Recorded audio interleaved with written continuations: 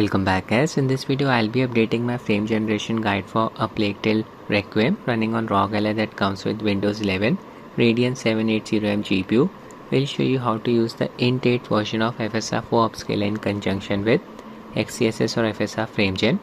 With the former, XeSS low latency mode will work, and with the latter, Antilag 2 will work. I'll be using Optiscaler mod to achieve this. The game officially supports DLSS frame generation, but it comes with Streamline version 1.0, so we can't use Optiscaler's DLSS via Streamline as the frame generation source. So I'll be using OptiFG Upscaler as the frame gen source. We also need to use Hudfix in order to prevent the game's interface from flickering. This is why I won't be using RTSS or Afterburner to show you the performance stats. Simply use Adrenaline's performance overlay. We'll be running the PC Game Pass version of the game. Before jumping into the gameplay, would like to thank keymailer and Xbox for providing me with a free monthly subscription of PC Game Pass. It gives us access to hundreds of games. We can play these games for as long as we want until our subscription expires. Games from first party Microsoft Studio and even third party studios are available on PC Game Pass. Even EA Play membership is included. In India, Microsoft even supports UPI mode of payment. We'll be using the latest preview for version 0.920250922 build of Optiscaler mod. It's available on the Discord server. We'll give the link to the Discord in the description. Just click on the .7z link here. FSR SDK was leaked a couple of months ago. It included files corresponding to the Int 8 version of FSR 4. These files could be used to compile an FSR 4 DLL. Big thanks to Reddit user athlete-dependent926 for doing this and sharing the file with the community. Click on the Go file link here. From this page you need to download AMD Fidelity FX Upscaler tx12.tll file. Click on download here. Now I'll be installing Optiscaler mod. Just open its archive file. Copy the highlighted files optiscaler.ini, optiscaler.tll, libxeSS_fg.tll, XeSS frame gen file, txlen version of XeSS super resolution not required, libxeSS.tll file, XeSS super resolution for Vulkan and tx12 APIs, libxeLL.tll file, XeSS low latency mode file, fakenvapi.ini, fakenvapi.tll. Fakenvapi will replace the in-game reflex implementation with XeSS low latency mode or Antilag 2 depending on the frame generation technique that we are using. Not using Nukem9's mod. It produces HUD flickering in this game. Vulkan version of Fidelity FX not required. Select all of the tx12 versions of Fidelity FX files. Right click, copy. Open Xbox PC app, go to your library. Select the game. Click on the three dots here. Click on manage. Click on files. Click on browse. Open the game's install folder. Open content folder. Paste everything here. Now you just need to change the name of optiscaler.tll file to txgi.tll. Rename txgi. Now I'll install FSR for Upscaler. Just copy its AMD Fidelity FX Upscaler tx12.tll file that you downloaded from Reddit.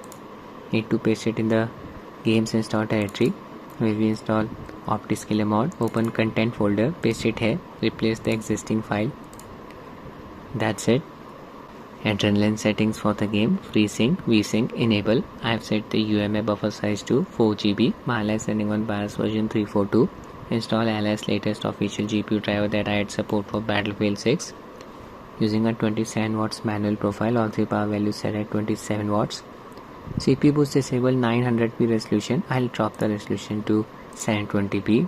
This game is very heavy on the GPU. Connected my FlyTG Vader 4 Pro controller to Ally via Bluetooth mode X input controller. Launch the game. In-game graphics settings, display mode full screen. VSync off, no FPS cap applied, resolution 720p. Here we have access to DLSS using its quality preset. Reflex enable it. Chromatic aberration disable. Number of animated rats set to low. Rats refresh rate low. These settings help in improving the performance. NPC refresh rate normal. Draw distance medium. Shadow maps, contact shadows, volumetric lights, light shafts, ambient occlusion, screen space reflection set to low. Motion blur disable. Important for using XeSS frame gen. Depth of field low, texture quality medium, ray tracing off. Using Adrenaline's performance overlay, show you the performance stats. Open Optiscaler menu by pressing the insert keyboard key. Increase its size, click on the drop down bar next to menu UI scale, set the value to 1. Upscaler selected XeSS version 2.0.2. Input in-game DLSS upscaler TXGS spoofing on. Auto explore setting on. I'll just change the upscaler to FSR 4. Click on the drop down bar next to change upscaler and select FSR 3.x as the option. Click on change upscaler again. Yeah, intake version of FSR 4 upscaler selected. Model settings set to default. Automatically selected model 1 for me, which corresponds to the in-game upscaler's quality preset. Even the ultra quality preset is fine. No frame generation enabled for the time being. I'll also enable Optiscaler's performance overlay, expand FPS overlay section. Check the setting, FPS overlay enabled. Full plus graph scale 1.3. Base resolution 853 by 480 pixels, upscale to 720p. Save and I close. First I'll run the game without frame gen. Here we are getting around 42 FPS. FPS is variable 38 to 42.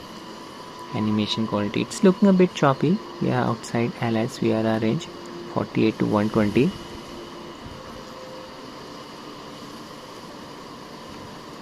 We are not safe here. Cross the area. I am not observing any ghosting around the character model. Image quality is looking sharp. Difficult to believe that the game is not running at native 720p resolution. Floating leaves are not leaving any ghost trails.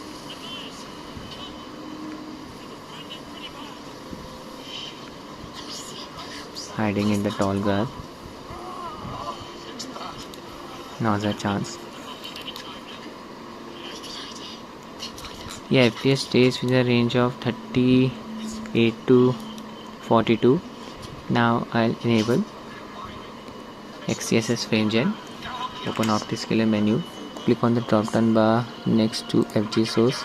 Select OptiFG upscaler as the option. Click on the drop down bar next to FG output and select XeFG as the option. Click on save and I close. Restart the game. Play. Once the game loads up, just open Optiscaler menu. Check the setting active under XeFG. This will enable XeSS frame gen, frame time graph became thick. Enable debug view. If XeSS frame gen is working, you will see these purple sidebars flickering. I'll also use XeSS inspect tab to verify the status of XeSS features. Just minimize the game. Run inspect tab. Select the game, double click. XeSS frame generation context, yeah, it's running. XeLL context, low latency mode, it's on. Frames are getting generated, valid frames. Make sure Hudfix setting is enabled. Limit value set to 1. Now no jittering will be produced around the subtitles or the game's HUD elements. Resume the game. FPS increased to around 63 without frame gen. Here we were getting close to 40 FPS, and check out the animation quality. It's looking much smoother than before. Real world input delay, nothing extreme. Small increase in latency, it's manageable. Smoothing effect is consistent. Yeah, no jittering is produced around the subtitles. HUD element, it's not flickering during fast visual motion. Need to create a distraction. Get past this guy. Oh no, that did not work. Got killed. My bad. Okay, I'll switch to FSR frame generation. Just open Optiscaler menu, disable XeFG, uncheck active setting and Hudfix setting. Make sure OptiFG is selected as the frame generation source. FG output, just set it to FSR FG. Save and close. Restart the game. Play. Yeah, we are in. Open Optiscaler menu. Check the setting active under frame generation FSR FG. And also enable allow async setting. Hudfix on. Limit value set to 1. Now I'll show you FSR frame gen debug view. Displays are working properly for all of the images. No HUD elements are visible in the bottom middle image. Games interface. HUD elements won't flicker with FSR FrameGen enabled. The color palette is exactly the same for the bottom middle and bottom right images. Smoothing effect of FSR FrameGen will work properly. Disable the debug view. I'll also enable Antilag to latency monitor. Press its hotkey combo Alt Shift and L. Keep pressing the combo to cycle through the different display options. Real-time latency value. Check out the real-world input delay. Again, it's manageable. On par with XeSS FrameGen. FPS is within a range of 63 to 70. Not observing any artifacts around the character model. Subtitles are not flickering. You can use either frame generation technique in this game. Oh no, it's the same sequence. Okay, I need to throw a rock, my bad. It should work. Yeah, got past this guy. So that's it with the video guys. I hope you find it useful. Thanks for watching and have a nice day.